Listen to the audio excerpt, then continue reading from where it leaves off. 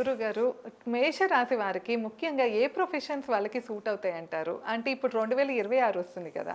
ఏ profession కొంతమంది కొత్తగా enter అయ్యే వాళ్ళు కానీ, ఆల్రెడీ ఉన్న వాళ్ళకి కానీ కన్‌ఫ్యూషన్‌లో ఉంటారు. వాళ్ళకి ఏ ప్రొఫెషన్ సెట్ అవుతుందో ఒకసారి చెప్తారా? మనకి ఏ ప్రొఫెషన్ అయినా బాగుంటుంది. హ్మ్. కాకపోతే మనం చేసే విధానంలో ఉంటుంది. చెప్పుడు మాటలు వినకుండా ముందుకు వెళ్ళాలి. అలానే మనకి నచ్చిన రూట్‌లో మనకు వెళ్ళాలి. హ్మ్. అంటే చేతబడులు చేస్తాను అంటే వెళ్ళకూడదు.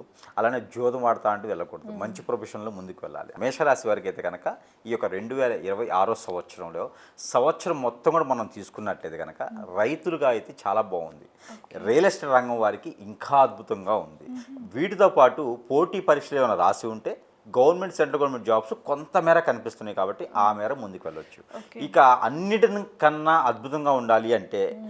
ఏదన్నా జంతు పెంపకం అంటే జంతువుని తీసుకొచ్చి పెంచి పోషించేసి వాటిని నరికేసి కొవ్వమ్మని కాదు. హ్మ్. వాటి మీద వచ్చేటువంటి ఆదాయాల ద్వారా బ్రతకటం. ఓకే. అలాంటివి అయితే వీరికి అద్భుతంగా ఉందని చెప్పొచ్చు. ఆహా!